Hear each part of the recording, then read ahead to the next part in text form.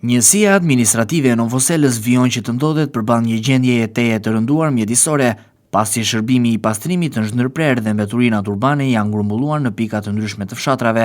Televizioni 6+1 Vlora rikthehet përsëri pas disa ditëve në Novosel, ku mbeturinat janë të lëna aty të pahequra prej disa ditësh. Situata po bëhet çdo ditë më problematike, ndërsa kontenierët e mbeturinave janë të imbushur, duke krijuar shpeshherë edhe vatra ndotjeje të rrezikshme edhe në qendër të Novoselës.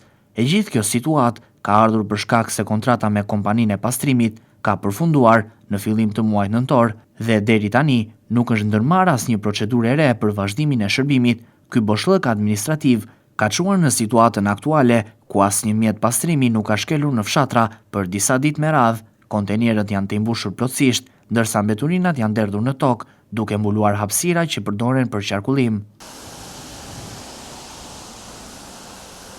Bashkia e Vlorës ka ndërhyrë për pastrimin e mbeturinave në Novosel me ndërmarrjet e saj të pastrimit, por territori është shumë i gjerë dhe shërbimi nuk mund t'i jepet për të gjitha fshatrat, duke pasur një shtrirje të gjerë të Bashkisë së Vlorës. Megjithatë, kjo ndërhyrje ka qenë e pjesshme. Banorët theksojnë se shërbimi i pastrimit nuk mund të funksionojë në mënyrë selektive, duke e fokusuar vetëm te qendra, ndërkohë që fshatrat mbeten të papastruara. Ata kërkojnë që Bashkia e Vlorës të vendosë një sistem të qëndrueshëm dhe të rregullt pastrimi. Shumë prej banorëve theksojnë se paguajnë rregullisht taksat e pastrimit dhe presin që shërbimi të kryhet siç duhet.